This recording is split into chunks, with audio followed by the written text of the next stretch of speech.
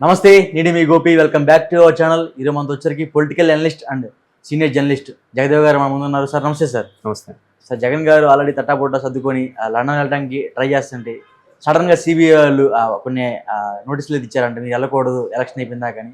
So ఎందుకు వెళ్ళకూడదు అంటారు? ఇప్పుడు యాక్చువల్గా ఆయన 10-12 ఏళ్ళుగా బెయిల్ మీద ఉన్నారు. సిబిఐలో వాదనలు వినిపిస్తున్నాయి.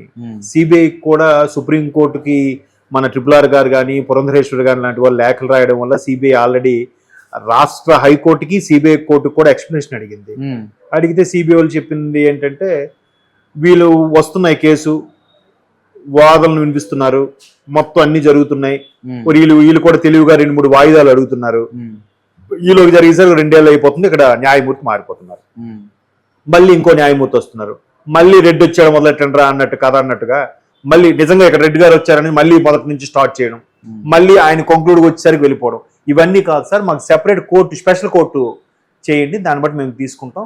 ఇది ఇన్ని రోజులుగా ఉండడం అనేది నిజంగా న్యాయ వ్యవస్థ మీద నమ్మకం సడలిపోయే అంశము, దీని మీద త్వరగా నిర్ణయం తీసుకోండి చెప్పి సుప్రీంకోర్టు ఎక్స్ప్లెనేషన్ అడిగారు. అంటే జగన్ గారు ఏమన్నారంటే మా పిల్లలు అక్కడ ఉన్నారో చూసి రావడానికి వెళ్తామని చెప్తున్నారు. అదే ఆయన వెర్షన్ అది చెప్తున్నారు.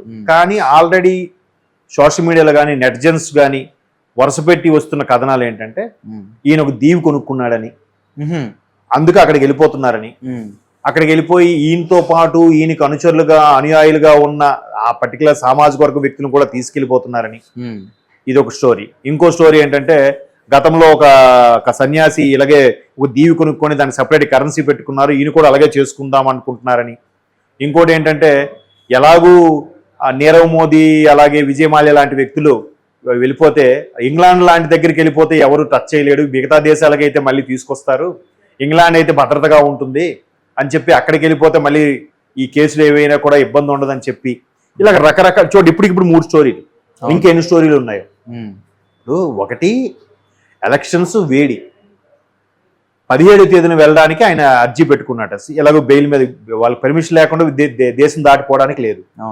పెట్టుకుంటే ఎందుకు ఆ టైంలో వెళ్ళి జూన్ 1st వీక్లో రావడానికి, అంటే రేపు పోలింగ్ అంటే ఇవాళ రావడమో ఏదో. బట్ ఈలోగా శ్రేణులు ఏమవుతాయి ఒక టెన్షన్ ఉంటాడు కదా, అంతవరకు ఎవరు ఎంజాయ్ చేయాలని అనుకోరు కదా. రిజల్ట్ వచ్చే వరకు కూడా రిజల్ట్ రానిదా, కావాలంటే వెళ్ళి ఒక వారం రోజులు ఎంతో చేద్దాం, ఏముంది తర్వాత ఒకవేళ రిజల్ట్ వచ్చిన తర్వాత ప్రమాణ స్వీకారం చేస్తే చేసుకోవచ్చు కదా, ప్రమాణ స్వీకారం బిజీ అయిపోతాం అనుకున్నాను, పోనీ ఓడిపోతే తెలిసినా ఏముంది, సరే తిరిగేమో అవ్వలేదు, ఇవి అడావిడి అయిపోయాక అప్పుడు ఒక వారం రోజులు, అప్పుడు ఆయన ముఖ్యమంత్రి కాదు కదా, అప్పుడు వెళ్ళి రిలాక్స్ అవ్వచ్చు కదా, ఇప్పుడే ఎందుకు? అంటే మీరు ఓడిపోతారని నిర్ణయించుకున్నారా? ఇవి చాలా మందికి వచ్చే ప్రశ్నలు అంటున్నాను. ఓకే, అందుకే ఈయన ముందే వెళ్ళిపోతున్నాడా, మరి రాడా? లేదంటే ఇప్పుడు చెప్పాను కదా ఒక ప్రముఖ సన్యాసి ఎలాగ తీసుకున్నారని, అటువంటి ఆలోచనలో ఉన్నారా? ఇవన్నీ నెటిజన్స్కి వచ్చే ఆలోచనలు, సగటు ఓటర్కి వచ్చే ఆలోచనలు. ఇప్పుడు ఎందుకు పెడుతున్నారు? ఇప్పుడు వెళ్ళాల్సిన అవసరం ఏముంది? అర్జెంటుగా అవసరం అనుకుంటే వాళ్ళు ఇక్కడ తెప్పించుకోవచ్చు కదా. పైగా రిజల్ట్ వచ్చే వరకు ఎంజాయ్ చేసే మూడు ఉంటుంది ఎవరికైనా. పోనీ వాళ్ళు ఇక్కడ తీసుకురావద్దు, కాసేపు ఈ ఎలక్షన్లో హడావిడిగా తిరిగాం కదా, రిలాక్స్ అవుదాం అని వెళ్ళారు అనుకుందాం. వెళ్ళారు అనుకుంటే ఇంతే రిలాక్స్ అయ్యే మూడు ఉంటుందా రిజల్ట్ రాకుండా ఎవరికైనా? ఇప్పుడు ఎగ్జామ్స్ అయిపోయాయంటే రిజల్ట్ వచ్చిన తర్వాత కదా మనం తిరుపతి వెళ్దాం, లేదంటే అక్కడ ఊటీ వెళ్దాం, విహార మిమ్మల్ని తీసుకెళ్తాంట మంచి ఏ తండ్రిని పిల్లలకి ఏం చెప్తాడు, మీరు మంచి మార్కులు పాస్ అయితే మీకు ఈసారి నేను ఊటీ తీసుకెళ్తా, మున్నార్ తీసుకెళ్తా, ఎట్లా చెప్తారు కదా. అంత రాకుండా ఎగ్జామ్స్ అయిపోయిన వెంటనే తీసుకెళ్తానంటారా? ఎగ్జామ్స్ అయిపోతే మహా అయితే సినిమాకి వెళ్తారేమో, కష్టపడి చదివిన రిజల్ట్ వచ్చిన తర్వాతనే తాయిలాలు ఇస్తా ఉంటాడు ఏ తండ్రి, అవునా కదా. అలాగే మరి ఇప్పుడు అతని మీద ఒక పార్టీ ఇంతమంది అభిమానులు ఆధారపడినప్పుడు ఎట్లా వెళ్తారు? కారణాలు ఏవైతే కానీ సిబిఐ కోర్టు మాత్రం తిరస్కరించిందని ఇంతకుముందే న్యూస్ చూశాను. అవును, మేబీ అంతే.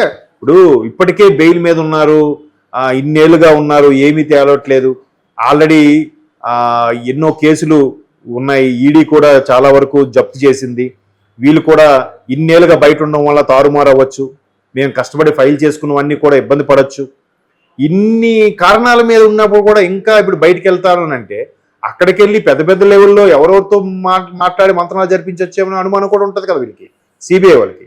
ఇప్పటికే 12-13 ఏళ్ళుగా డ్రాగన్ చేశారు, ఇంకా విదేశాలకు వెళ్తే ఇంకేం జరుగుతుంది? ఇప్పుడు మన దగ్గర ఇంకోటబ్బా, ఎన్ని నేరాలు చేసినా ఒకటే కదా శిక్ష. అవును, అది ఈ 100 రూపాయలైనా 100 లక్షలైనా అంతేనా? సో అట్లా పల్స్ తెలిసిపోయినప్పుడు వాళ్ళు ఎలా ఫీల్ అవుతారు? ఆ స్థాయికి వెళ్ళాక ఇంకేం ఉండదు కదా. పైగా ముఖ్యమంత్రి స్థాయిలో ఉన్నారు. ఇప్పుడు వెళ్ళడం ఏంటి, ఎందుకు వెళ్ళాలనుకుంటారు? వీళ్ళకి రకరకాల డౌట్లు వస్తాయి కదా. ఇప్పుడు మొన్న వాలంటీర్లకు సంబంధించి ఆ వాలంటీర్లు మాకు ఉండాలి, పెన్షన్లు ఇవ్వట్లేదు, చాలా ఇబ్బంది పడుతున్నారు, మీరు ఇలా అయితే ఎలా అంటే కోర్టు ఒకటే అడిగింది. మరి చుట్టుపక్కల రాష్ట్రాలు కూడా పథకాలు ఇస్తున్నాయి కదా, మరి అక్కడ వాలంటీర్ వ్యవస్థ ఉందా, మరి వాళ్ళకి ఎలా రీచ్ అవుతున్నాయి? వీళ్ళ దగ్గర ఆన్సర్ లేదు. అలాగే ఇప్పుడు ఈ టైంలో ఎందుకు వెళ్ళాలనుకుంటున్నారు? సమ్ బిడ్డలు చూడడానికి వెళ్తున్నాను, లేదా నాకు రిలాక్స్ అవుదాం, ఈ టైంలో వెళ్ళడం ఏంటి? తర్వాతనే వెళ్ళొచ్చు, ఇంకేదైనా వెళ్ళొచ్చు. ఇలా పైగా సిబిఐ మీద కూడా ప్రెషర్ ఎక్కువ ఉంది కదా. మీరు 12 ఏళ్ళుగా ఇది నాంచుతూ వచ్చారు ఏంటంటే సుప్రీంకోర్టు ఎక్స్ప్లెయిన్స్ కూడా అడిగింది కదా. ఇటువంటి నేపథ్యంలో సిబిఐ ఈయనకి పర్మిషన్ ఇస్తే వాళ్ళకి మళ్ళీ మచ్చ కదా. మీరు ఎలా ఇచ్చారు? మీరు ఇవ్వకుండా ఆయన వెళ్ళాడు ఆ విదేశాలకి. మీరే కేసులు వేస్తారు, మళ్ళీ మీరే ఆయనకి రిలీజ్ చేస్తారా అని చెప్పి మొట్టికాయ పెడితే సుప్రీంకోర్టు ఇబ్బంది అవుతుంది కదా.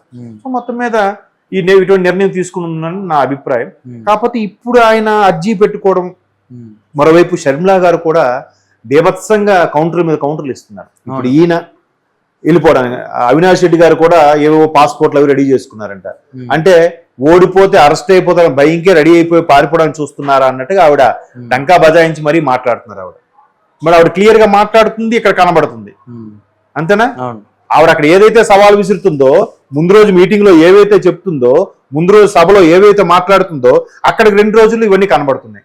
మరి ఆవిడకి ఎలా తెలుస్తుంది? అంటే ఆవిడకి ఎంత నెట్వర్క్ ఉండాలి? నిన్ననుకుని రాజశేఖర రెడ్డి బిడ్డ కదబ్బా, లోకల్ గా గ్రిప్ ఉండదా? ఒకే ఇంట్లో పుట్టి పెరిగారు కదా. ఆవిడకి తెలియదా? ఆవిడ నమ్మేవాళ్ళు, ఆవిడని ఇష్టపడేవాళ్ళు, ఆవిడకి ఫేవర్ గా ఉండేవాళ్ళు, ఆవిడ కోసం పనిచేసే వాళ్ళు ఉండరా? ఉంటారు. ఏమి లేదు, చిన్న మీడియా పెట్టుకున్న వాళ్ళు ఇన్వెస్టిగేటివ్ జర్నలిస్ట్ ద్వారా ఎన్నో విషయాలు బయటకు లాగుతున్నప్పుడు ఆ స్థాయి వ్యక్తి ఎలా ఉంటుంది? ఎంత ధైర్యం లేకపోతే అందరి ముందు తిరుగుతుంది. ఆవిడకున్న సెక్యూరిటీ కూడా తగ్గించారే. 4-4 ఉన్నది 2-2 చేశారు, ఇప్పుడు 1-1 చేసేసారంట. అయినా ఆవిడ భయపడి అలాగే తిరుగుతుంది, అలాగే మాట్లాడుతుంది. ఇప్పుడు ఇవాళ ఇంకోటి కూడా చెప్పింది ఆవిడ. 1 వీక్ బ్యాక్ పేదల సొమ్ముతో ఆయన బంగారు కుర్చీలు చేయించుకోవాలని చెప్పింది ఆవిడ ఇంతకుముందు సభలో. నిజమేనా సార్? అది నిన్న ఒకప్పుడు గాలి జనార్దన్ రెడ్డి చెప్తున్న కొన్ని వార్తలు వచ్చింది కదా. అది ఇప్పుడు నిన్న ఒక ప్రైవేట్ ఛానల్కి ఇచ్చిన ఇంటర్వ్యూలో చూస్తే ఆ కుర్చీలు అవే కనబడుతున్నాయి కింద. ఎవడో ఇప్పుడు వెంటనే నెట్లో పెట్టాడు, అది మార్క్ చేసి ఆయన కూర్చున్న కుర్చీల కింద 2 సింహాల బొమ్మలు ఉన్నాయి. అవి బంగారు పోతంతో చేసిన సింహాలు, ఒక్కొక్క సింహం కేజీ బరువు ఉంటుందని కూడా ఆవిడ ఒక 4 రోజుల ముందో 2 రోజుల ముందో వ్యాఖ్యానించింది. ఇవాళ అది కనబడింది. చూసారా?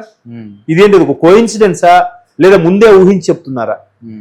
సేమ్ ఈ విదేశాలకు వెళ్ళిపోవడం కూడా అంతే. ఇప్పుడు ఏమంటున్నారు, ఈ విదేశాలకు వెళ్ళాలని అర్జీ పెట్టుకున్నాను. ఆవిడేముంది, విదేశాలకు పారిపోవాలని చూస్తున్నారని అంది. 4 days బ్యాక్ అందా ఆవిడ. మరి ఇవాళ ఏమొచ్చింది? దీన్ని నమ్మకుండా ఎలా ఉంటాం చెప్పండి? లేదా ఆవిడకి ఏమైనా దివ్య దృష్టి ఉందా? ఋషుల్లాగా కళ్ళు మూసుకుంటే కళ్ళ ముందు అన్ని కనబడతాయి ఆవిడకి? బట్ ఎక్కడో లీడు, ఒక సామాన్యురాలుగా లీడ్ దొరకబట్టే కదా. అవును, రాజశేఖర రెడ్డి బిడ్డగా ఆవిడ ఎంత అభిమానిస్తున్నారో, ఎంతమంది ఆవిడ కోసం పనిచేస్తున్నారో, ఆయన ఇంటి వ్యవహారాలు కూడా ఈవిడ వరకు వస్తున్నాయంటే దట్ ఈస్ షర్మిల గారు. ఎప్రిషియేట్ గారు, అంతేనా? ఓకే. సో కాబట్టి ఇవన్నీ మొత్తం మీద చూస్తే ఆయనకి నిరాకరించింది. సిబిఐ వాళ్ళు జాగ్రత్తలో వాళ్ళు ఉంటారు కదా. ఇప్పటికే చాలా బెయిల్ మీద ఉన్నారని విమర్శ ఉంది. సిబిఐ కూడా ఏదో కేంద్రం చెప్పినట్టు పనిచేస్తుంది తప్ప స్వతంత్ర ప్రతిపత్తిగా ఏమీ లేదు సిబిఐ అని కూడా విమర్శలు ఉన్నాయి. ఆ అధికారులు కూడా మచ్చ కదా అది. ఒకప్పుడు జేడీ గారు అంత సీరియస్గా చెప్పారు అని చెప్పి ఆయన సొంతంగా పార్టీ పెట్టుకునే స్థాయికి వెళ్ళారంటే అప్పుడు అంత సిన్సియర్గా చేయబట్టేగా. మరి ఆ పేరు తెచ్చుకోవాలని ప్రతి అధికారికి ఉంటుందిగా.